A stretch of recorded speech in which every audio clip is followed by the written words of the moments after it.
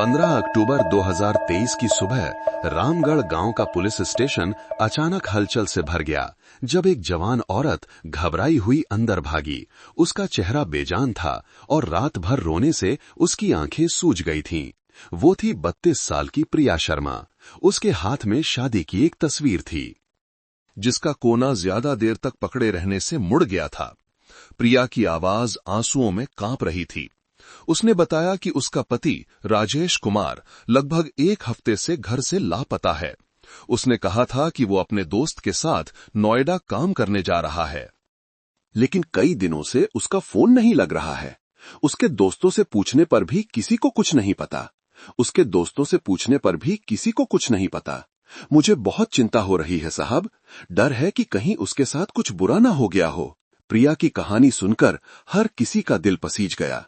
एक छोटी सी दुखी पत्नी जो बोलते बोलते रो रही थी, कभी अपने आंसू पोंछती तो कभी सिर झुका लेती। उसने अपने पति के हुलिये, कपड़ों, फोन नंबर से लेकर दोनों की शादी की तस्वीर तक सारी जानकारी दी। हर विवरण इतना सहज और तर्कसंगत था कि किसी ने नहीं सोचा कि इसमें कुछ छिपा हो सकता है। ड्यूटी पर मौजूद अधिकारियों ने उसकी रिपोर्ट दर्ज की और उसे शांत रहने के लिए दिलासा दिया। प्रिया ने साफ बताया कि उसका पति बहुत सीधा सादा था। उसके ज्यादा दोस्त नहीं थे और किसी से उसकी कोई दुश्मनी नहीं थी। इसीलिए उसका अचानक संपर्क टूट जाना उसे और भी डरा रहा था।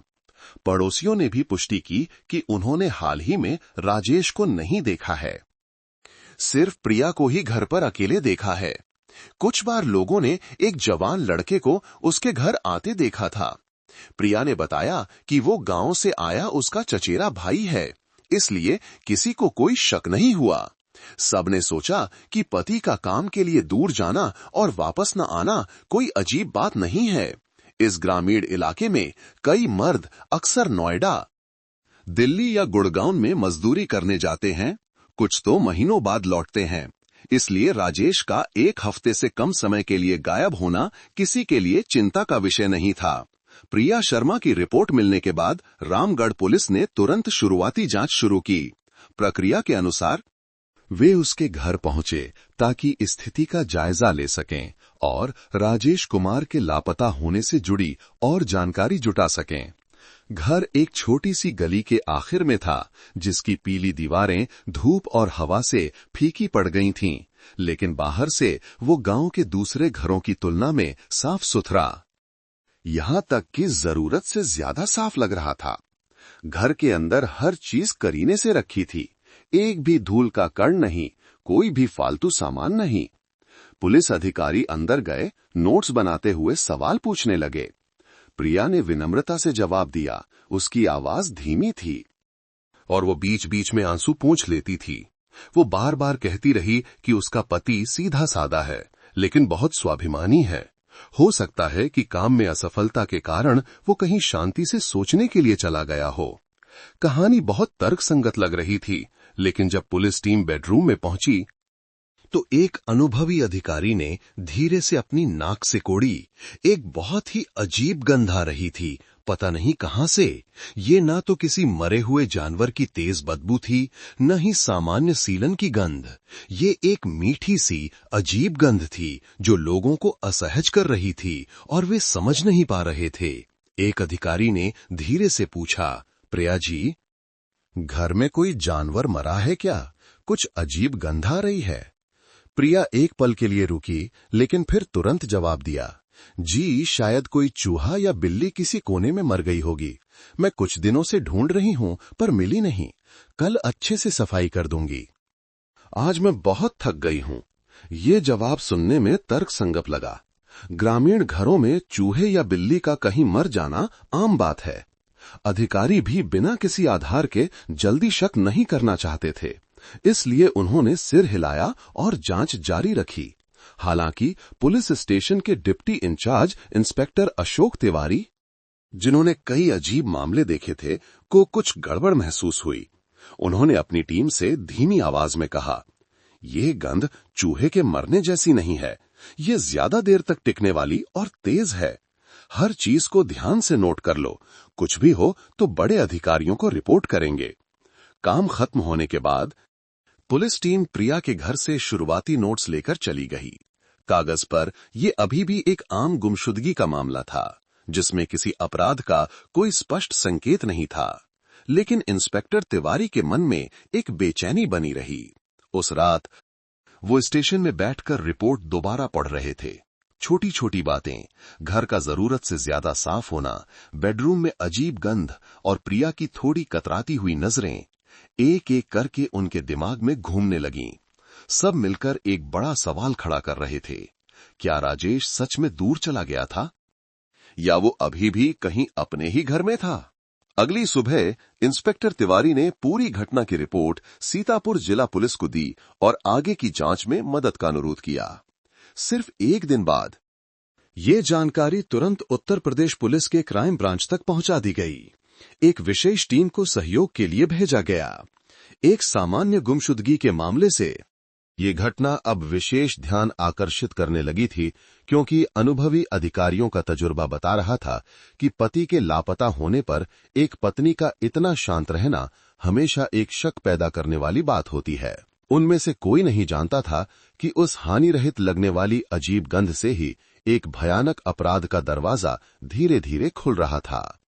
और फिर कुछ ही दिनों में सारे शक एक ऐसी खोज से सच साबित होने वाले थे जिसने पूरे रामगढ़ गांव को सन्न कर दिया। राज्य पुलिस को रिपोर्ट करने के बाद राजेश कुमार की गुमशुदगी का मामला उत्तर प्रदेश पुलिस की क्राइम ब्रांच को जांच के लिए सौंप दिया गया। शुरुआती सुरागों, खासकर घर में अजीब गंध और पत्नी के असामान्य रूप से शांत रवैये से अनुभवी जासूसों को महसूस हो गया था कि ये मामला उतना सीधा नहीं है। एक गुप्त निगरानी योजना शुरू की गई। शुरुआती दिनों में सब कुछ शांत लग रहा था। प्रिया शर्मा सामान्य रूप से जी रही थी, बाजार जाती, खाना बनाती और पड़ोसियों से हंसकर बात करती। बस एक बात थी कि रात में उसके घर की बत्ती बहुत देर तक जलती रहती, कभी कभी आधी रात तक भी बंद नहीं होती थी। पास में रहने वाली एक पड़ोसी कमला आंटी ने जांच अधिकारियों को बताया कि पति के लापता होने के बावजूद वो बहुत खुश दिखती है। कभी कभी एक जवान लड़का आता और रात भर रुकता था। वो कहती है कि गांव से आया उसका चचेरा भाई है जो मदद करने आया है। लेकिन ये बहुत अजीब है, कैसा चचेरा भाई है जो इतना घुल मिल कर रहता है? इस बात ने जासूसों का ध्यान तुरंत खींचा।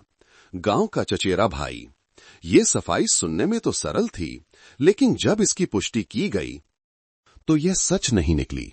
गांव में प्रिया के परिवार में से किसी ने भी इस नाम के किसी भाई की पुष्टि नहीं की। तो फिर वो जवान लड़का कौन था जो अक्सर उसके घर में दिखाई देता था? कई दिनों की निगरानी के बाद जासूसों ने गुप्त रूप से नोट किया कि हर शाम लगभग 20-22 साल का एक लंबा दुबला लड़का जो जीन्स और टी शर्ट पहने होता था, एक पुरानी काली मोटरसाइकिल पर प्रिया के घर आता था। वो हमेशा अंधेरा होने के बाद आता और सुबह होने से पहले चला जाता। कई रातों पड़ोसियों ने उस घर से बातचीत, धीमे संगीत और यहां तक कि हंसी की आवाजें भी सुनी। ये आवाजें उस महिला के मूड से बिल्कुल मेल नहीं खाती थीं जो अपने लापता पति के लिए चिंतित हो। जब पुलिस ने जांच की तो उस लड़के की पहचान जल्दी ही हो गई। उसका नाम विक्रम सिंह था, 28 साल का, जो सीतापुर जिले का ही रहने वाला था। उसका कोई स्थायी काम नहीं था, वो इधर उधर घूमता रहता था और बुरी संगत में था। स्थानीय रिकॉर्ड के अनुसार विक्रम पर सार्वजनिक शांति भंग करने और एक ढाबे पर लड़ाई करने के लिए मामला दर्ज किया गया था। ये जानकारी मिलने के बाद जांचकर्ता चुप नहीं बैठ सके। एक महिला जो अपने पति के लापता होने की गुहार लगा रही थी, उसका ऐसे लड़के के साथ संदिग्ध रिश्ता था। सब कुछ धीरे धीरे साफ होने लगा था। एक जासूसी टीम को कड़ी निगरानी के लिए तैनात किया गया। तस्वीरें खींची गईं। विक्रम और प्रिया साथ में बाजार जाते, साथ में खाना खाते।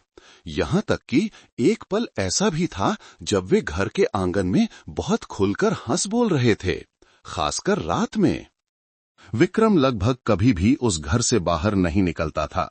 एक साधारण गुमशुदगी से जांच की दिशा धीरे धीरे बदल गई। अब प्रिया शर्मा एक बेचारी पत्नी नहीं बल्कि शक के केंद्र में थी। जब उसे पूछताछ के लिए बुलाया गया तो प्रिया अभी भी शांत दिखी। उसने संक्षेप में कहा कि विक्रम वास्तव में उसकी मां के तरफ का चचेरा भाई है, जो कुछ दिनों के लिए घर में बिजली पानी की मरम्मत में मदद करने आया है। लेकिन जब पुलिस ने रिश्ते को साबित करने के लिए किसी रिश्तेदार की जानकारी मांगी तो प्रिया टालमटोल करने लगी, गोलमोल जवाब देने लगी और यहां तक कि बात को दूसरी तरफ मोड़ने की कोशिश की। जैसे जैसे पूछताछ आगे बढ़ी, जांचकर्ताओं को और भी असामान्यताएं दिखीं। ये महिला अब पहली बार रिपोर्ट करने आई महिला की तरह रो नहीं रही थी, बल्कि वो शांत, ठंडी और सतर्क हो गई थी, जैसे उसे डर हो कि कुछ पकड़ा जाएगा। इस बीच फील्ड पर मौजूद जासूस घर की निगरानी करते रहे और फिर उन्हें एक ऐसा सुराग मिला जिसने सभी को हैरान कर दिया। कभी कभी जब प्रिया बाहर जाती तो विक्रम अकेले घर में रहता और घंटों तक दरवाजा बंद रखता। कोई नहीं जानता था कि वो अंदर क्या करता है, लेकिन जब भी वो बाहर निकलता तो उसके चेहरे पर घबराहट साफ दिखती और वो ऐसे पसीना पसीना होता जैसे उसने अभी अभी कुछ ऐसा किया हो जिससे उसका दिल जोर जोर से धड़क रहा हो। पहेली के टुकड़े जुड़ने लगे थे, एक लापता पति, एक जरूरत से ज्यादा शांत पत्नी, एक अज्ञात चचेरा भाई और एक अजीब गंध वाला घर। सारे संकेत एक ही जगह की ओर इशारा कर रहे थे। वो घर ही इस मामले की चाबी था। शुरुआती अनुमान ये लगाया गया कि राजेश कुमार शायद इस घर से कभी बाहर गया ही नहीं और उसके लापता होने का सीधा संबंध प्रिया और विक्रम के अवैध रिश्ते से है। इसके बाद जांचकर्ताओं ने तत्काल तलाशी वारंट के लिए आवेदन करने का फैसला किया। वे नहीं जानते थे कि वे क्या देखने वाले हैं, लेकिन उन सभी को एक ही एहसास था, उस छोटे से घर की शांति के पीछे एक भयानक रहस्य छिपा था जो उजागर होने का इंतजार कर रहा था। जब सारे संकेत प्रिया शर्मा के घर की ओर इशारा करने लगे तो जांच टीम जान गई कि वे और इंतजार नहीं कर सकते। अजीब बदबू, पत्नी का ठंडा रवैया और एक संदिग्ध चचेरे भाई की मौजूदगी, ये सब एक सामान्य गुमशुदगी के मामले की सीमाओं को पार कर चुका था। 22 अक्टूबर 2023 की दोपहर को तत्काल तलाशी वारंट पर हस्ताक्षर किए गए और उत्तर प्रदेश पुलिस के क्राइम ब्रांच के प्रमुख एसपी समीर वर्मा ने खुद ऑपरेशन का नेतृत्व किया। उस दिन आसमान में बादल छाए हुए थे और बांस के पेड़ों से गुजरती हवा ऐसी लग रही थी जैसे किसी अनहोनी का संकेत दे रही हो। जब पुलिस बल पहुंचा तो प्रिया घर के अंदर विक्रम सिंह के साथ थी। पुलिस को देखकर दोनों हैरान रह गए, उनके चेहरे का रंग उड़ गया। प्रिया ने घबराकर अपने सीने पर हाथ रखा और हकलाते हुए पूछा, जी क्या बात है साहब?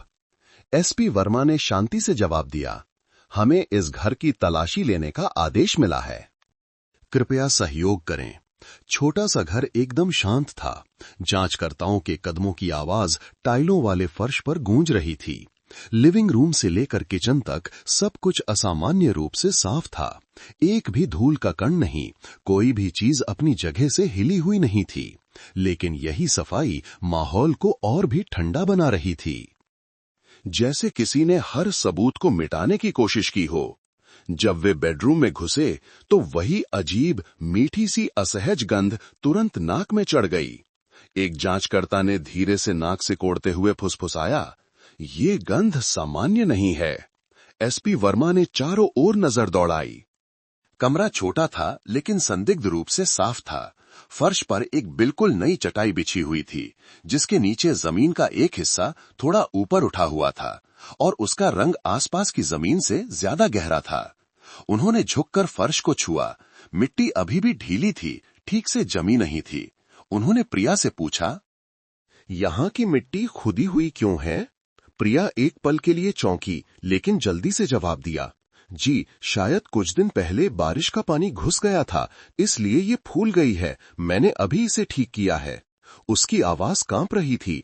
उसके हाथ लगातार अपनी साड़ी का पल्लू भींच रहे थे, लेकिन उसकी आंखें सीधी नहीं देख रही थीं। वे इधर उधर भटक रही थीं। एक सिपाही पास आया और जमीन पर धीरे से थपथपाया। आवाज गहरी और खोखली आई, जैसे नीचे सख्त फर्श नहीं बल्कि खोखली मिट्टी हो। कमरे में हवा अचानक भारी हो गई। एसपी वर्मा ने और कुछ नहीं कहा, बस धीरे से सिर हिलाकर इशारा किया, इसे खोदो सावधानी से। एक छोटा फावड़ा लाया गया। हर वार धीमा और भारी था। मिट्टी परत दर परत हटाई जा रही थी और बदबू और भी तेज होने लगी। सबने अपनी सांस रोक ली। एक जांचकर्ता तब रुक गया जब फावड़ा मिट्टी से ज्यादा नरम किसी चीज से टकराया। उसने धीरे से मिट्टी हटाई और एक पुरानी भूरे रंग की चटाई का टुकड़ा दिखाई दिया। किसी ने एक शब्द नहीं कहा। एसपी वर्मा आगे बढ़े और हाथ से मिट्टी हटाई। चटाई के नीचे से धीरे धीरे एक इंसानी शरीर का हिस्सा दिखने लगा और सब सन्न रह गए। जो कमरा पहले से ही शांत था, अब ऐसा लगा जैसे वहां की सारी हवा खींच ली गई हो। कुछ नए युवा अधिकारियों को अपना चेहरा घुमाकर अपनी उबकाई रोकनी पड़ी। जो व्यक्ति मिला था वो कोई और नहीं बल्कि राजेश कुमार था, वही पति जिसके लापता होने की रिपोर्ट प्रिया शर्मा ने रो रोकर लिखवाई थी। शरीर सड़ना शुरू हो गया था, लेकिन उसका सीधा साधा चेहरा अभी भी पहचाना जा सकता था, जो उस तस्वीर से मेल खाता था जिसे प्रिया ने रिपोर्ट करते समय लाया था। एसपी वर्मा बहुत देर तक चुपचाप खड़े रहे। उनकी आंखों में गुस्सा, दया और खौफ का मिला जुला भाव था।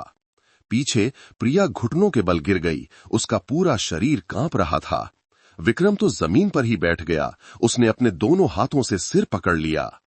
उसका चेहरा पीला पड़ गया था। टीम में से किसी ने एक शब्द और नहीं कहा। सच्चाई अब सामने थी। पति की हत्या करके उसे उसी के घर में दफना दिया गया था। जमीन पर चटाई से सिर्फ एक हाथ नीचे वो कई दिनों से पड़ा था, चुपचाप, अकेला, जबकि हत्यारे उसी के ऊपर आराम से जी रहे थे, हंस रहे थे और सो रहे थे। जब शरीर को कमरे से बाहर निकाला गया तो अचानक जोरों की बारिश होने लगी। गली में लोग इकट्ठा होने लगे। हर किसी की आंखों में हैरानी और डर था। कोई विश्वास नहीं कर पा रहा था कि जिस सीधी साधी महिला पर वे तरस खाते थे, वही उस अपराध की दोषी है जो इस गांव ने कभी देखा था। जब राजेश कुमार का शव घर से बाहर निकाला गया तो पूरा रामगढ़ गांव हिल गया। किसी ने नहीं सोचा था कि उस साफ सुथरी चटाई के नीचे, कंबल की तरह हल्की मिट्टी की परत के नीचे, राजेश, वो सीधा साधा और भला पति, एक हफ्ते से ज्यादा समय से चुपचाप पड़ा था। लोग इकट्ठा हो गए। पूरी छोटी गली भर गई। वे एक दूसरे को देखकर फुसफुसा रहे थे, ऐसी बातें जो वे जोर से कहने की हिम्मत नहीं कर सकते थे। किसी ने सिर हिलाया, किसी ने गहरी सांस ली, कोई सिसकियां लेने लगा। कोई कल्पना नहीं कर सकता था कि जो महिला अपने पति के लापता होने की रिपोर्ट लिखाने के लिए रो रो कर आई थी, वही अपने पति के शव को अपने ही बेडरूम में दफनाने वाली हत्यारी है।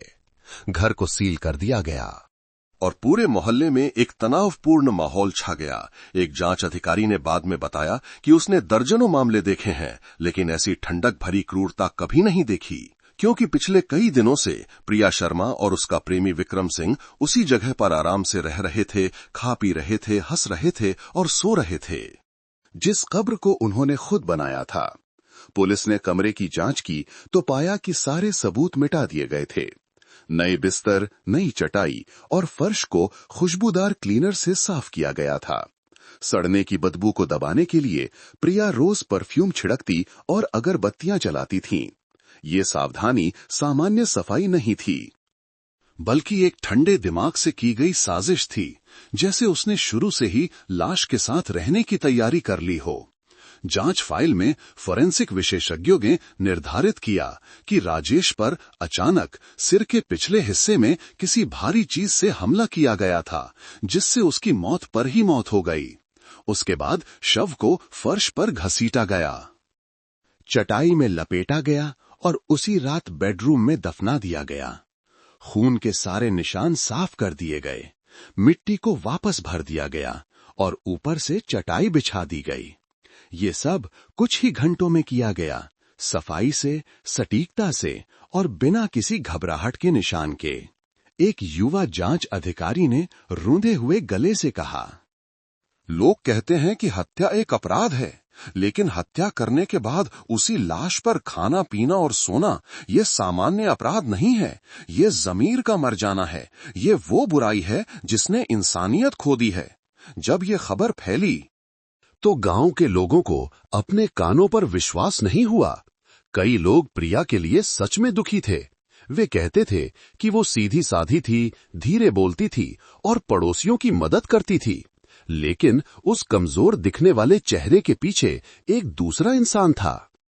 एक ऐसा इंसान जो सिर्फ अपनी वासना और लालच के लिए अपने पति को मारने की साजिश रच सकता था। उस शाम जोरों की बारिश हुई। बारिश का पानी सील किए गए घर की टिन की छत पर जोर जोर से गिर रहा था और पुलिस की गाड़ियों की चमकती बत्तियों में मिल रहा था। कुछ लोग अभी भी सड़क पर खड़े चुपचाप उस घर को देख रहे थे। हर कोई डरा हुआ महसूस कर रहा था। एक बुजुर्ग ने धीमी आवाज में कहा, "ये सिर्फ हत्या नहीं है, ये नैतिकता की हत्या है। मैंने कभी नहीं सोचा था कि इंसान इतना बुरा हो सकता है।" आने वाले दिनों में वो घर एक डरावनी जगह बन गया। आंगन में घास उगने लगी और बरामदे में पीले पत्ते भर गए। रात में कोई भी वहां से गुजरने की हिम्मत नहीं करता था। वे कहते थे कि उस घर को देखने भर से रूह कांप जाती है, क्योंकि वहां सिर्फ एक पति को नहीं दफनाया गया था, बल्कि विश्वास, पति पत्नी के रिश्ते और हत्यारों के अंदर के इंसान को भी दफना दिया गया था। जांच फाइल में हर विवरण साफ साफ लिखा गया था, दर्द को कुरेदने के लिए नहीं, बल्कि ये याद दिलाने के लिए कि अपराध चाहे कितनी भी चतुराई से छिपाया जाए, वो उस कमरे की मिट्टी की तरह खुद ही बदबू देने लगता है। लोग कहते हैं कि कुछ अपराधी गुस्से में अपराध करते हैं, कुछ पैसे के लिए, कुछ जलन में, लेकिन प्रिया शर्मा के मामले में ये सब कुछ से परे था। उसमें एक बीमार शांति थी, एक ऐसी ठंडी आत्मा जो ये भी नहीं जानती थी कि ज़मीर की सीमा क्या होती है। इस अपराध ने पूरे ग्रामीण इलाके को हिलाकर रख दिया। इसने न केवल डर पैदा किया, बल्कि लोगों को ये सोचने पर मजबूर कर दिया कि एक पत्नी जिसने अपने पति के साथ इतने साल बिताए, कैसे उसे मारकर उसकी लाश पर शांति से सो सकती है।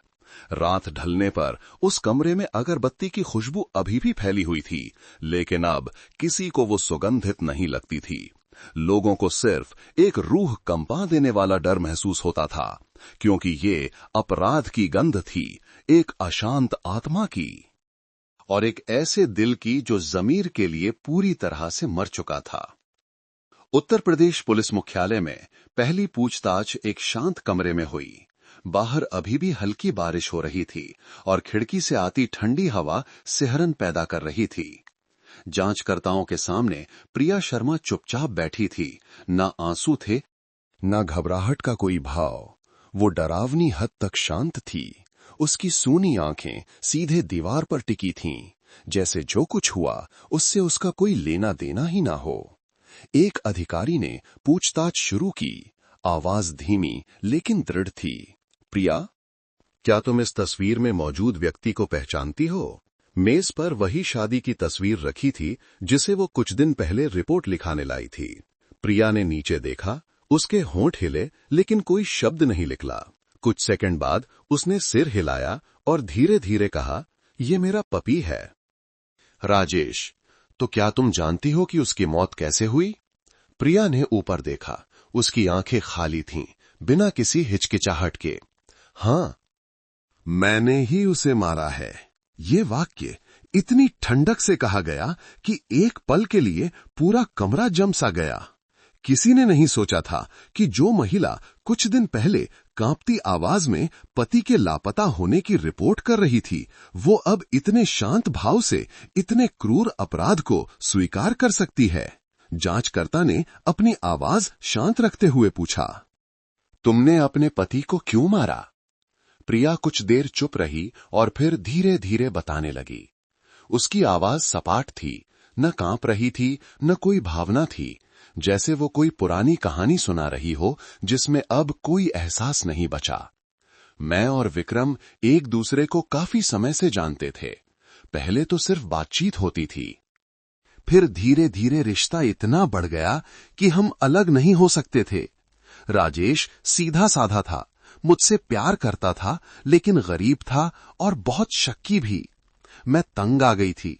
मैं उस जिंदगी से निकलकर विक्रम के साथ आराम से रहना चाहती थी। वो रुकी, एक घूंट पानी पिया और फिर जारी रखा। उस रात मेरी और राजेश की लड़ाई हुई। मैंने साफ कह दिया कि मैं अब उसके साथ नहीं रहना चाहती। वो गुस्सा हो गया, सामान फेंकने लगा और गालियां देने लगा। मुझे डर लगा कि वो मुझे मारेगा। इसलिए मैंने सुलह करने का नाटक किया और उसे पीने के लिए एक गिलास पानी दिया, जिसमें नींद की गोलियां मिली हुई थीं। जब वो गहरी नींद में सो गया तो मैंने लकड़ी का डंडा लिया जो विक्रम पहले ही ले आया था और उसके सिर पर जोर से मारा। ये बात उसने इतने हल्के ढंग से कही कि सब कांप गए। न कोई घबराहट, न एक आंसू। एक जांचकर्ता ने रुंधे गले से पूछा, राजेश के मरने के बाद तुमने आगे क्या किया? प्रिया ने जवाब दिया, आवाज अभी भी ठंडी थी। मैंने विक्रम को बुलाया। मुझे डर था कि मैं अकेले लाश नहीं उठा पाऊंगी। उस समय रात के 1 बज रहे थे। हमने उसे बेडरूम में ही बिस्तर के नीचे दफनाने का फैसला किया। मैंने चटाई बिछाई, गड्ढा खोदा, विक्रम ने मिट्टी भरने में मदद की। काम खत्म होने के बाद मैंने घर साफ किया, परफ्यूम छिड़का और नई चटाई बिछा दी। अगले दिन मैं बाजार गई, सामान्य रूप से जीने लगी। एक दूसरे जांचकर्ता ने शांत रहने की कोशिश करते हुए पूछा, तुम्हें डर नहीं लगा हर रात अपने पति की लाश पर सोते हुए? प्रिया ने हल्के से मुस्कुराया, एक ऐसी मुस्कान जो डरावनी थी। डर? वो मर चुका था। तो डरने की क्या बात थी? किसी ऐसे इंसान के साथ जीना ज्यादा डरावना है जिससे आप प्यार नहीं करते। मुझे पहले से कहीं ज्यादा हल्का महसूस हो रहा था। ये बात वहां मौजूद सभी लोगों के दिलों में ठंडे चाकू की तरह चुभ गई। कमरे में सन्नाटा छा गया। कोई कुछ नहीं बोला। बस कागज पर तेजी से लिखते हुए कलम की आवाज और दीवार पर लगी घड़ी की टिक टिक की आवाज आ रही थी।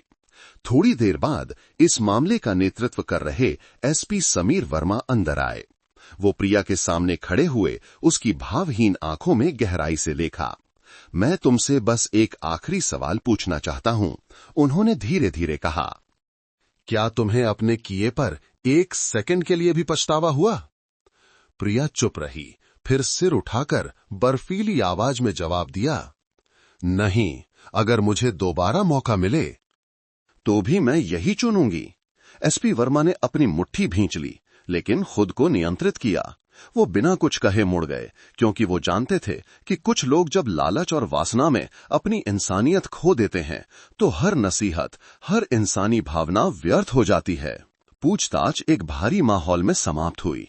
बाहर बारिश रुक चुकी थी। बस छत से सीमेंट के फर्श पर पानी की बूंदें टपकने की आवाज आ रही थी और उस छोटे से कमरे में उस शैतान पत्नी का कबूलनामा अभी भी गूंज रहा था, इतना ठंडा, भावहीन और क्रूर कि अपराध का सामना करने के आदी लोग भी कांप उठे। जहां प्रिया शर्मा डरावनी हद तक शांत थी, वहीं बगल के पूछताछ कक्ष में विक्रम सिंह बिल्कुल अलग था। उसका सिर झुका हुआ था, हाथ कांप रहे थे और आवाज टूट रही थी। वो रो रहा था, डरा हुआ था और खुद को बचाने की कोशिश कर रहा था। पूछताछ की शुरुआत से ही विक्रम ने सारा दोष प्रिया पर मढ़ने की जल्दी की। मुझे कुछ नहीं पता साहब, ये सब प्रिया दीदी की साजिश थी। मैं तो बस उनके कहने पर चल रहा था। अगर मैं मदद नहीं करता तो उन्होंने मुझे भी मारने की धमकी दी थी। उसकी आवाज रुंध गई और आंसू बहने लगे। लेकिन जब उससे हर विवरण के बारे में विस्तार से पूछा गया तो वो गोलमोल जवाब देने लगा और उसकी बातों में विरोधाभास दिखने लगा। जांचकर्ता ने पूछा, अगर वो तुम्हें मारने की धमकी दे रही थी तो तुम अपराध के बाद 1 हफ्ते से ज्यादा समय तक उसके घर पर क्यों रहे? विक्रम ने सिर झुका लिया और चुप हो गया। काफी देर बाद बोला, मैं उनसे प्यार करता था। मैंने सोचा कि जो हो गया सो हो गया। अब साथ में जीना है, साथ में भुगतना है। इस बात ने माहौल को और भारी कर दिया। एक विकृत, बीमार प्यार जहां जुनून और अपराध के बीच की रेखा मिट चुकी थी। शुरुआती बयानों के अनुसार विक्रम और प्रिया तब मिले थे जब राजेश अभी जिंदा था। उनकी मुलाकात तब हुई जब प्रिया अपने ननिहाल गई थी, जहां विक्रम परिवार के किसी परिचित के यहां मजदूरी करता था। शुरुआत में सिर्फ बातचीत होती थी, लेकिन फिर प्रिया उस जवान लड़के के बिंदास और आवारा अंदाज की ओर खिंचती चली गई। विक्रम भी उस उम्र में बड़ी शादीशुदा महिला की सुंदरता और चतुराई पर मोहित हो गया था। ये नाजायज रिश्ता समाज की परवाह किए बिना गहरा होता गया। एक बार राजेश ने दोनों को प्यार भरे संदेश भेजते हुए पकड़ लिया था, लेकिन प्रिया ने चतुराई से ये कहकर टाल दिया कि वो गांव का चचेरा भाई है। राजेश ने अपनी पत्नी पर विश्वास किया और बात को आगे नहीं बढ़ाया। उसे क्या पता था कि यही विश्वास अपराध के बीज बोने का मौका देगा। चोरी छिपे मुलाकातों से दोनों ने भविष्य की योजनाएं बनाना शुरू कर दिया। प्रिया अपने गरीब पति से तंग आ चुकी थी और इस दुख से बाहर निकलना चाहती थी। विक्रम ने यह सुनकर सुझाव दिया, अगर घर और पैसा हो तो हम दोनों कहीं भी रह सकते हैं। बस एक बार हिम्मत करने की जरूरत है और फिर दूर चले जाएंगे। ये यूं ही कही गई बात बाद में इस त्रासदी की चिंगारी बन गई। जांच के नतीजों के अनुसार विक्रम ने ही प्रिया को हत्या के हथियार, एक भारी लकड़ी का डंडा जो दरवाजे को अड़ाने के काम आता था, तैयार करने में मदद की थी। राजेश की मौत के बाद विक्रम रात में प्रिया के घर वापस आया और साथ में गड्ढा खोदा, लाश दफनाई, मिट्टी भरी और घटना स्थल को साफ किया। उस दिन से वो लगभग वहीं रहने लगा, प्रिया के साथ खाता पीता और सोता था जैसे कुछ हुआ ही न हो। जांचकर्ता ने पूछा, राजेश को दफनाने के बाद तुम्हें डर नहीं लगा? विक्रम ने सिर झुका लिया। उसकी आवाज कांप रही थी। मुझे बहुत डर लगा था, लेकिन उन्होंने कहा कि शांत रहना है। उन्होंने कहा कि अगर हम घबराए और पड़ोसियों को शक हो गया तो हम दोनों मारे जाएंगे। फिर उन्होंने ये भी कहा कि अब से ये घर हमारा है। विक्रम की ये बात सुनकर वहां मौजूद लोग कांप गए। एक पत्नी जिसने अभी अभी अपने पति को मारा था, वो इतनी शांति से कह सकती थी, अब से ये घर हमारा है, जैसे ये अपराध के लिए कोई इनाम हो। और गहराई से जांच करने पर पुलिस ने पाया कि राजेश को मारने के बाद प्रिया ने विक्रम के साथ घर और जमीन बेचकर नोएडा या नेपाल भागने की योजना बनाना शुरू कर दिया था, ताकि वे एक नई जिंदगी शुरू कर सकें। प्रिया के फोन में उन्हें बचत के पैसे निकालने, जमीन के कागजात गिरवी रखने के बारे में संदेश मिले। साथ ही प्रिया का विक्रम को भेजा गया एक वादा भी मिला, बस ये मामला निपट जाए फिर हमारे पास सब कुछ होगा। ये इस बात का सबूत था कि ये मामला सिर्फ अंधे प्यार के कारण नहीं था, बल्कि संपत्ति हड़पने का एक स्पष्ट मकसद भी था। एक अनुभवी जांच अधिकारी ने टिप्पणी की, सबसे डरावनी चीज हत्या का कृत्य नहीं है, बल्कि अपराध करने के बाद की शांति है। वे दोनों एक हफ्ते तक अपने ही अपराध पर जीते रहे, खाते पीते रहे और एक अमीर भविष्य के सपने देखते रहे। वे नहीं जानते थे कि जिस भविष्य की वे उम्मीद कर रहे थे, वो जेल और मौत की सजा है। जब आमना सामना कराया गया तो प्रिया की आवाज ठंडी बनी रही, जबकि विक्रम रो रो कर माफी मांगने लगा। उसने कहा कि वो नरमी चाहता है, वो अपनी जिंदगी फिर से शुरू करना चाहता है, लेकिन सच्चाई नहीं बदल सकती थी। उसी ने लाश दफनाने में मदद की थी, वही उस घर में रहा था, चचेरा भाई होने का नाटक करके पड़ोसियों को धोखा दिया था, और उसी ने प्रिया के साथ मिलकर उस बदनसीब आदमी की सारी संपत्ति हड़पने का सपना देखा था। जब बयान दर्ज हो गया तो विक्रम फूट फूट कर रोने लगा। उसने कहा, मैंने नहीं सोचा था कि बात इतनी बढ़ जाएगी। मैंने सिर्फ सोचा था कि राजेश को मारने के बाद हम खुशी से रहेंगे, लेकिन अब मुझे पता चला है कि बिना जमीर के जीना मौत से भी ज्यादा डरावना है। ये शब्द पछतावे से भरे लग रहे थे, लेकिन अब बहुत देर हो चुकी थी। उसके अपराध को कितने भी आंसू, कितनी भी माफी से धोया नहीं जा सकता था, क्योंकि एक बार जब आप किसी दूसरे के साथ मिलकर एक इंसान की जिंदगी दफना देते हैं, तो इसका मतलब है कि आपने अपने अंदर के इंसान को भी दफना दिया है। राजेश कुमार की मौत की खबर देर शाम उसके गांव में परिवार तक पहुंची। जब पुलिस पहचान की प्रक्रिया के लिए शव लेकर पहुंची तो पूरा परिवार टूट गया। लगभग 70 साल की बूढ़ी मां, जिनके बाल सफेद हो चुके हैं और शरीर कमजोर था, ने जैसे ही अपने बेटे को देखा वो तुरंत बेहोश हो गईं। पड़ोसियों को उन्हें सहारा देना पड़ा। वो सिसकियों के बीच चीख पड़ी, हे भगवान, मेरा बेटा इतनी बुरी तरह कैसे मर गया? उसका क्या कसूर था? किसी ने उसके साथ ऐसा करने की हिम्मत कैसे की? पूरा मोहल्ला सुन्न हो गया। कोई भी अपने आंसू नहीं रोक सका। बूढ़ा पिता, जो हमेशा कम बोलता था, अपने बेटे के शव के पास चुपचाप खड़ा रहा। वो रोया नहीं, बस अपने सूखे, कांपते हाथों को बढ़ाकर अपने बेटे के ठंडे पड़ चुके चेहरे को धीरे से छुआ। एक आंसू उनकी झुर्रियों वाली गालों से लुढ़ककर उनके बेटे के होठों पर गिरा। ये एक पिता के उस बेबसी भरे दर्द का आंसू था जो अपने बेटे को जाते हुए देख रहा था और उसे बचा नहीं सका। रिश्तेदार सांत्वना देने के लिए इकट्ठा हुए। हर कोई स्तब्ध था, हर कोई गुस्से में था, क्योंकि हत्यारा कोई अजनबी नहीं बल्कि वही बहू थी जिसे वे कभी अपनी सगी बेटी की तरह प्यार करते थे। उन्हें वे शुरुआती दिन याद आए जब प्रिया नई नई बहू बनकर आई थी। वो विनम्र, कुशल, पति की देखभाल करने वाली और सास ससुर का ध्यान रखने वाली थी। हर कोई उसे पसंद करता था। गांव के लोग तो ये भी कहते थे कि राजेश बहुत किस्मत वाला है जिसे इतनी अच्छी पत्नी मिली। लेकिन किसी ने नहीं सोचा था कि इतने साल साथ रहने के बाद वही महिला अपने पति की इतनी बेरहमी से हत्या कर सकती है। मां कांपती हुई टूटी आवाज में बोली, वो मुझे मां कहती थी, मेरे साथ एक ही थाली में खाती थी, एक ही घर में सोती थी। मैंने उसे अपनी बेटी माना और उसने मेरे ही बेटे को मारकर उसी घर में दफना दिया। हे भगवान, इससे बड़ा दर्द और क्या हो सकता है? ये शब्द सुनकर वहां मौजूद लोग भी अपने आंसू नहीं रोक सके। ये एक ऐसी त्रासदी थी जिसने न सिर्फ राजेश की जान ली, बल्कि एक सीधे साधे परिवार के इंसानियत पर से विश्वास को भी छीन लिया। वे समझ नहीं पा रहे थे कि प्रिया ऐसा क्यों कर सकती है। क्या पैसे के लिए, प्रेमी के लिए, या लालच ने उसकी बुद्धि भ्रष्ट कर दी थी? कारण जो भी हो, राजेश की मौत एक गहरा घाव थी जो कभी नहीं भरेगा। पड़ोसियों ने बताया कि बेटे की मौत के दिन से राजेश के माता पिता ने काम में मन लगाना छोड़ दिया। वे दोनों बहुत बूढ़े दिखने लगे। जब भी कोई प्रिया का नाम लेता तो पिता बस धीरे से सिर हिला देते। उनकी आंखें भर आतीं। मैं अब उस नाम को सुनना नहीं चाहता। वो कभी मेरी बहू थी, लेकिन अब वो सिर्फ एक बुरा सपना है।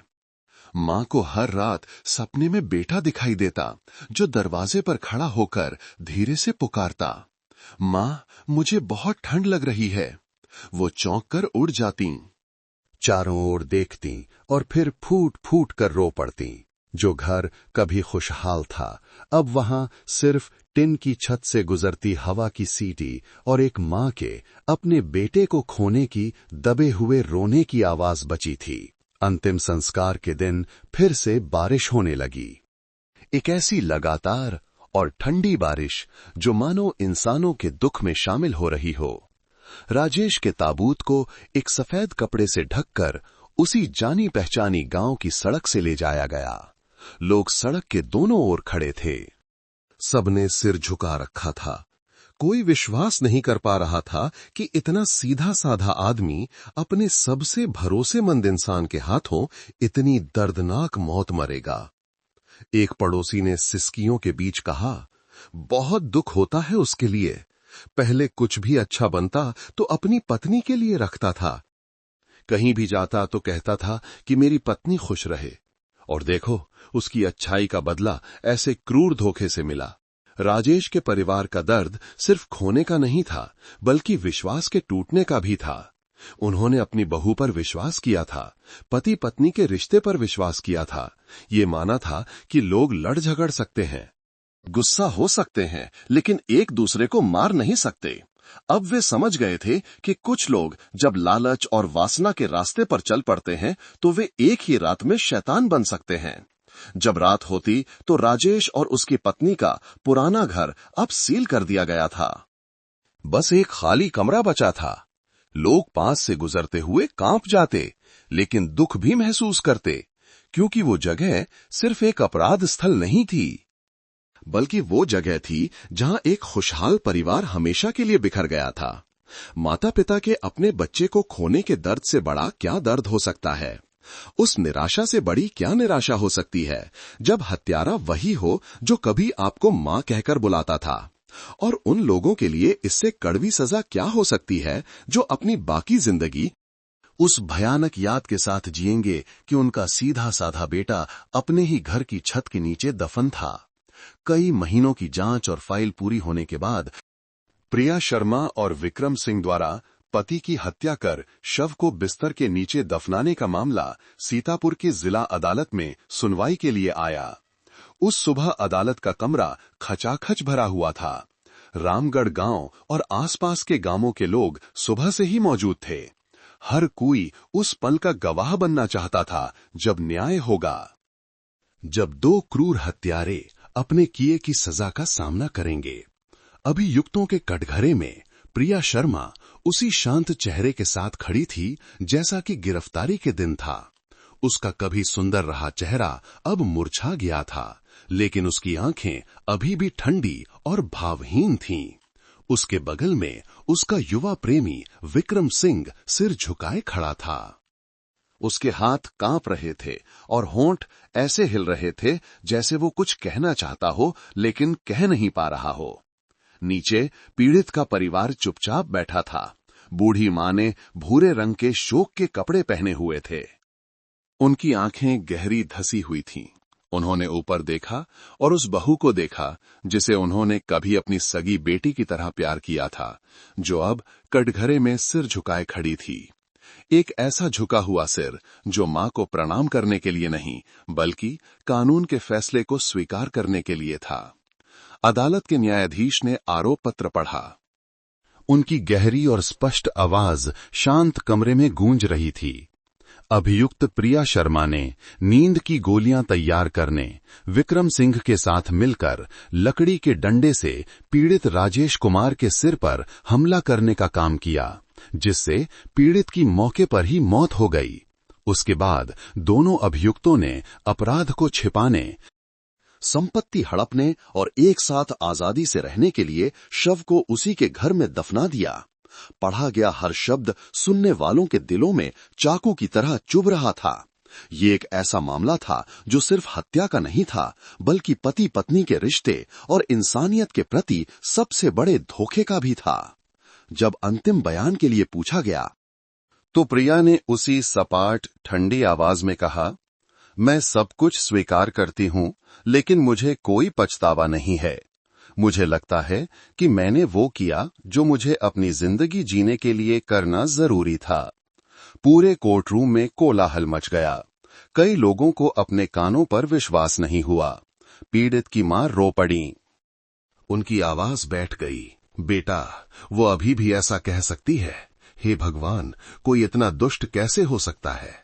वहीं विक्रम सिंह घुटनों के बल गिरकर आंसुओं में चिल्लाया, मुझसे गलती हो गई, मुझे माफ कर दो। मैं अंधा हो गया था, मैं बेवकूफ था, मैं राजेश भाई को मारना नहीं चाहता था। प्रिया दीदी ने मुझसे जबरदस्ती करवाई। अदालत ने बयान दर्ज किया, लेकिन सबूत और शुरुआती कबूलनामे ये साबित करने के लिए काफी थे कि विक्रम एक सक्रिय सह अपराधी था।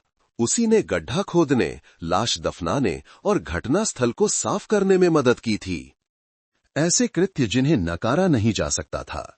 जब फैसला सुनाने का समय आया तो कमरा एकदम शांत हो गया। बाहर हल्की बारिश की आवाज आ रही थी, जिसमें क्लर्क के कागज पलटने की आवाज मिल रही थी। न्यायाधीश ने दोनों अभियुक्तों को देखा। उनकी आवाज गंभीर थी। न्यायपीठ का मानना है कि अभियुक्तों का कृत्य विशेष रूप से गंभीर, बर्बरतापूर्ण और पूर्व नियोजित है, जिसमें अपराध को चतुराई से छिपाने का प्रयास किया गया है। अभियुक्त प्रिया शर्मा मुख्य साजिशकर्ता है, जिसने सीधे अपने पति की हत्या की और उसमें पश्चाताप का कोई संकेत नहीं है। अभियुक्त विक्रम सिंह एक सक्रिय सह अपराधी है। भारतीय दंड संहिता की धाराओं के आधार पर अदालत ये फैसला सुनाती है। अभियुक्त प्रिया शर्मा को हत्या के आरोप में मौत की सजा, अभियुक्त विक्रम सिंह को हत्या के आरोप में आजीवन कारावास। जिस पल फैसला सुनाया गया, कोर्ट रूम में सन्नाटा छा गया। कोई कुछ नहीं बोला।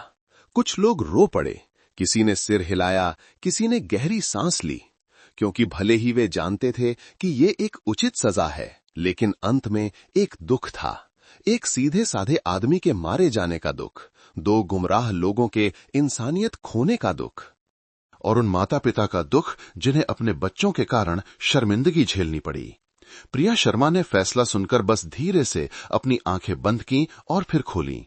उसकी नजर भावहीन थी। उसने एक शब्द नहीं कहा। विक्रम सिंह घुटनों के बल गिरकर रोने लगा और निराशा में अपनी मां का नाम पुकारने लगा। उसने कहा, काश उस दिन मैं चला गया होता, काश मैं रुक गया होता तो ये सब नहीं होता। लेकिन अब काश का कोई मतलब नहीं था। हर पछतावा बहुत देर से आया था। अदालत के बाहर फिर से बारिश होने लगी। राजेश की बूढ़ी मां को सहारा देकर गेट से बाहर लाया गया। उनके कांपते हुए कदम, उन्होंने उस गाड़ी की ओर देखा जो दोनों अभियुक्तों को ले जा रही थी।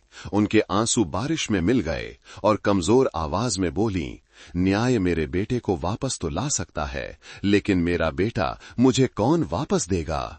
उनकी बात सुनकर पास खड़े कई लोगों की आंखें भी नम हो गईं।